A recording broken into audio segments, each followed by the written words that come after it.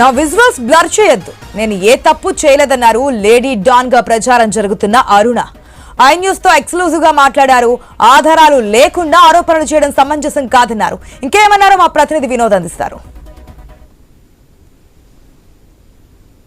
గత 2 రోజులుగా lady don నెల్లూరులో శాసిస్తుంది, అదేవిధంగా అధికారులను శాసిస్తుంది, రాజకీయ నాయకులను గత ప్రభుత్వంలో శాసిస్తుందని అయితే ఆరోపణలు అయితే జరుగుతున్న పరిస్థితి అయితే ఉంది. అయితే ఒక్కొక్కరు కూడా ఒక్కొక్క విధంగా వార్తలు రాస్తున్న పరిస్థితి అయితే ఉంది. అయితే అసలు ఏం జరిగింది, ఐపీఎస్ ఐఏఎస్ అధికారులతో ఆమెకున్న సంబంధం ఏంది, అసలు సంబంధం ఉందా లేదా, పుకార్లు చేస్తానని తెలుసుకోవడానికి మనతో పాటు ఆ మహిళ మనతో ఉన్నారు. అని అడిగి తెలుసుకునే ప్రయత్నం చేద్దాం. మేడం చెప్పండి, ప్రధానంగా కూడా గత 2 రోజుల నుండి మీ మీద ఐఏఎస్ అధికారులు మీ చేతుల్లో ఉన్నారని, మీరేం చెప్తే పోలీస్ శాఖలో జరుగుతుందని, జైల్లో మీరేం చెప్తే జరుగుతుందని కూడా ఆరోపిస్తున్న పరిస్థితి అయితే ఉంది. అయితే దాదాపుగా కూడా ఈ అధికారుల్ని రాజకీయ నాయకులను పెట్టుకుని కోట్ల రూపాయలు సంపాదించిందనే వార్తలు కూడా బయట వచ్చిన పరిస్థితి అయితే ఉంది. అయితే దీని మీద మీరు ఏమంటారు?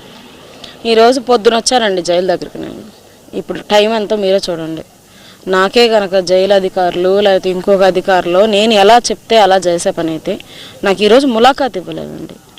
ఏమని అడిగితే సమాధానం చెప్పట్లేదు. అసలు శ్రీకాంత్ లోపల క్షేమంగా ఉన్నాడా లేదా అనేది నాకు ఇప్పుడు అనుమానంగా ఉందండి. నాకు అంతే పలుకుబడి అంత ఇది ఉంటే ఈరోజు నేను ములాఖాత్ తీసుకోకుండా పిచ్చిదానిలాగా జైలు బయట ఎందుకు కూర్చుంటానో ఒకసారి మీరే ఆలోచించండి. నాకు ఓపిక లేదండి. విని విని విని చెప్పి నాకు ఓపిక లేదు. ఇంకా లాస్ట్కి నేను ఇంకా ఏం చేయాలో తోచని పరిస్థితుల్లో కూర్చోవడం తప్ప నాకు ఇంకేం, నాకే కనుక అంత అధికారం ఉంటే నాకు ఈరోజు ములాఖాత్ ఎందుకు ఇవ్వరు అనేది మీరు ఒకసారి అడగండి, ఎవరైనా అడగండి, మీరు ఎంక్వైరీ చేసుకోండి. ప్రధానంగా కూడా పెరోల్ మీద బయట తీసుకొచ్చి ఈ నెల 13వ తేదీ మీరు శ్రీకాంత్ అనే వ్యక్తిని పెళ్లి చేసుకోవాలని కూడా ప్రచారం జరుగుతుంది. మీరు కూడా కొన్ని మీడియాలకు చెప్పిన పరిస్థితి అయితే ఉంది. ఈ నెల 13వ తేదీ పెళ్లి చేసుకోవాలి, అదేవిధంగా కార్డు కూడా ప్రింట్ చేసి అందరికి ఇచ్చేసామని. ఈ పెరోల్ క్యాన్సిల్ కావడానికి గల కారణాలు ఏంటి? పెరోల్ తీసుకొచ్చానని నేను ఎక్కడ చెప్పలేదండి, ఏ ఛానల్ వాళ్ళకి నేను చెప్పలేను. పెరోల్ వచ్చింది వాళ్ళ నాన్న రిప్రజెంటేషన్ గవర్నమెంట్ యాక్సెప్ట్ చేసి వచ్చిందని చెప్తున్నాను. పెళ్లి మాత్రం చేసుకోవాలనుకునేది వాస్తవం అండి. పెళ్లి కార్డులు వేసేది కూడా వాస్తవం. కొన్ని ఛానల్లో కూడా పెళ్లి కార్డు మేము చూపించడం కూడా జరిగిందండి.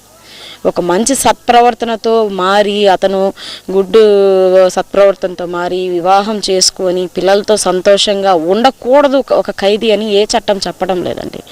వాళ్ళు జైలు జీవితం గడిపేటప్పుడు వాళ్ళకి ఒక ఇది ఉంటుంది, అంటే జైళ్ల శాఖ వాళ్ళు సత్ప్రవర్తన కూడా కలిగించే విధంగా వాళ్ళని ప్రిజనర్స్ని చూసి వాళ్ళని మళ్ళీ సమాజంలో కలపండి, వాళ్ళు మళ్ళీ మామూలు మనుషులు అవ్వేలా చెయ్యండి అని సుప్రీంకోర్టులే చెప్తున్నాయండి.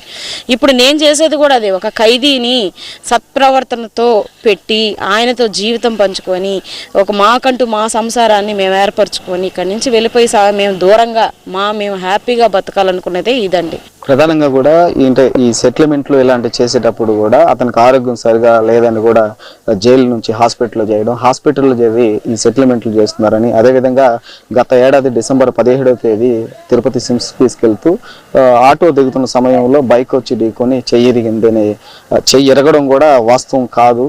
ఒకవేళ విరుగుంటే కూడా ఎస్కాట్ ఏం చేస్తున్నారు, ఎందుకు కేసు పెట్టలేదని కూడా ఆరోపిస్తున్నారు. దీని మీద మీరు ఉంటారు? అక్కడ ఆ యొక్క ఇన్సిడెంట్ సిమ్స్ హాస్పిటల్ దగ్గర జరిగింది అని అప్పట్లో ఉన్నటువంటి జైలు సూపరింటెండెంట్ శ్రీరామరాజారావు గారు నాకు ఫోన్ చేసి చెప్పారండి.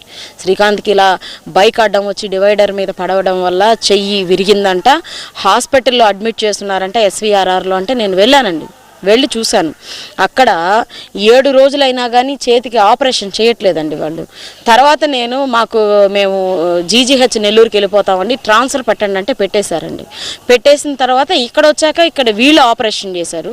ఆపరేషన్ చేసినందువల్ల ఆపరేషన్ చేసి ఆ ఎముకని ప్లేట్ వేసే క్రమంలో ఒక నరువు అడ్డం వస్తే అది ఒత్తి ప్లేట్ వేయడం వల్ల ఆ నరువు అనేది చచ్చుబడిపోయిందండి. దానివల్ల ఆయనకి రిస్ట్ పడిపోయింది. పడిపోవడం వల్ల రోజు ఫిజియోథెరపీ చేయిస్తే ఆ చెయ్యి మళ్ళీ రిటర్న్ వస్తుందని డాక్టర్ సజెస్ట్ చేస్తే ఆయన డే బై డే జీజీహెచ్కి వచ్చి ఫిజియోథెరపీ చేసుకుంటున్నారండి. ఆయన వాంటెలీ హాస్పిటల్కి రావట్లేదు, వచ్చి సెటిల్మెంట్ చేయట్లేదు. ఇంకొక విషయం ఏంటంటే అండి, అది జరిగింది కూడా వాస్తవం కాదు అని మీరు దినపత్రికల్లో వచ్చింది అని అంటున్నారు కదా, దాని మీద ఎవరో ఒక ఆకాశరామన్న పిటిషన్ పెట్టారని కూడా రాశారు కదా. మరి ఆ పిటిషన్కి ఒక ఎంక్వైరీ జరుగుంటుంది కదా, దాన్ని నిజాలు ఎంత అని నిర్ధారించుంటారు కదా. ఆ రిపోర్ట్ మీరు తెప్పించుకోండి, అది ఫేకా లేకపోతే కాదా అనేది ఆ రిపోర్ట్లో మెన్షన్ చేసి ఉంటారు కదా, అది వాస్తవమా కాదా అని ఆ రిపోర్ట్ మీరు తెప్పించుకొని పేపర్ వాళ్ళు టీవీలో వేసుకోండి. శ్రీకాంత్ అనే వ్యక్తికి దాదాపుగా 3 జిల్లాల్లో సర్కిల్ ఉంది, 3 జిల్లాల్లో రాజకీయ నాయకులు తెలిసి ఈ 3 జిల్లాలకు సంబంధించి కూడా శ్రీకాంత్ పేరు చెప్పుకొని కోట్ల రూపాయలు సంపాదించారని మీ మీద ఆరోపణ చేస్తున్న పరిస్థితి ఉంది మేడం. దీని గురించి వాస్తవంగా చెప్పాలంటే శ్రీకాంత్ 3 జిల్లాలకు తెలుసు అనే విషయం నాకు మీరు చెప్తే తెలుస్తున్నాను, పేపర్లో చదివితే తెలుస్తున్నానండి. ఆయనకి ములాఖాత్కి ఇంతకు ముందు ఎవరు వచ్చేవాళ్ళు తెలియదు, కానీ ఒక 8 నెలల నుంచి నేను మాత్రమే వస్తున్నాను. మీరు చెక్ చేసుకోవచ్చు జైల్లో కూడా ఆయనకు ములాఖాత్ ఎవరు పెడుతున్నారు, ఎవరు మాట్లాడుతున్నారని. నేను వచ్చినప్పుడు ఫోన్ చేస్తాడండి వారానికి 3 సార్లు శ్రీకాంత్. నాకు ఫోన్లో ఏం మాట్లాడాలో కూడా జైలు ఫోన్లో రికార్డ్ అవుతుంది. అది ఆయన ఏం మాట్లాడుతున్నాడో కూడా చెప్పండి. మరి ఆయన నాకు సమాచారం పంపిస్తేనే కదా నేను బయట సెటిల్మెంట్లు చేయగలను. మరి ఆ సెటిల్మెంట్ల సమాచారం అనేది జైలు ఫోన్లో రికార్డ్ అవుతుందా, ఆయన నాకు చెప్పినట్టు ఉంటుందా? మళ్ళీ అధికారులు ఉన్నారా, వాళ్ళని మీరు అడగండి. జైలు ఫోన్లో యొక్క రికార్డ్స్ మాకు ఇవ్వమని మీడియా వాళ్ళు క్వశ్చన్ చేయండి. ఆవిడ వచ్చి ఇంటర్వ్యూకి వచ్చిన తర్వాత వెళ్ళిన తర్వాత ఏమైనా అఫెన్స్లు చేసిందా, ఎక్కడన్నా ఎఫ్ఐఆర్లు నమోదయ్యాయా అని కూడా మీరు రిటర్న్గా తీసుకోండి. రిటర్న్గా తీసుకొని మీరు వచ్చి మీరు ఇది తప్పు చేశారు అని నన్ను కానీ క్వశ్చన్ చేస్తే ఖచ్చితంగా నేను సమాధానం చెప్తానండి. మేడం, చివరిగా కూడా సోషల్ మీడియాకి సంబంధించి మనం చూసినట్లయితే కూడా కిలాడి లేడీ డాన్ అని చెప్పి ప్రచారాలు జరుగుతున్నాయి. సోషల్ మీడియాలో కూడా ట్రోల్ అవుతున్న పరిస్థితి ఉంది. దీన్ని మీరు ఎలా ఖండిస్తారు? ఖండించడానికి ఏముంది దీనిలో? అసలు అది నిజమైతే కదా నేను కిలాడిని కాదు. ఎక్కడ నా మీద డెకాయిట్ కేసులు లేవు, చీటింగ్ కేసులు లేవు, ఇంకా నా మీద ఏమి క్రిమినల్ ఆస్పిరెంట్స్ లేవు. వాళ్ళు అన్నట్టు నేనేం ఇల్లీగల్ యాక్టివిటీస్ చేయట్లేదు. ఇప్పుడు ఈ పేపర్లో ఈ టీవీలో వచ్చిన తర్వాత పోలీసు వాళ్ళంతా నా మీద నార్కోటిక్కి తర్వాత రెడ్ శాండిల్కి టాస్క్ ఫోర్స్కి రాశారు. ఆ రిపోర్ట్స్ వచ్చాయి, అందులో ఏమున్నాయో కేసులు అవి కూడా మీరు తెప్పించుకోండి. ఇప్పుడు కిలాడి లేడీ డాన్ అంటే ముంబైలో ఉంటారండి, ఇది ఆంధ్రప్రదేశ్. ఇప్పుడు మహిళల యొక్క సేఫ్టీ కూటమి ప్రభుత్వం కోరుకుంటున్నప్పుడు ఇప్పుడు నా సేఫ్టీకి ఎవరండి రెస్పాన్సిబిలిటీ? ఇప్పుడు సోషల్ మీడియా పత్రికలోళ్ళు ఇంత నన్ను ఏకేస్తా ఉన్నారు, నేను ఎందుకు ఇట్లా హింసపడాలి? ఇంకొక అమ్మాయి అయితే చచ్చిపోయిండేది, నా ప్రాణాలు మీరు ఏ మీడియా వాళ్ళైనా రిటర్న్ తెచ్చిగలరా? నేను ఇంత గట్టిగా ఎందుకుంటున్నానంటే నేను అన్ని పోరాడి అన్ని గెలిచి ఒక వైట్ పేపర్ లాగా స్వచ్ఛంగా బయటకు వచ్చి శ్రీకాంత్ని బయటికి తెచ్చుకొని నేను పెళ్లి చేసుకోవాలన్న ఉద్దేశం నాకు ఉంది కాబట్టి నేను ఇంకా బతుకున్నానండి.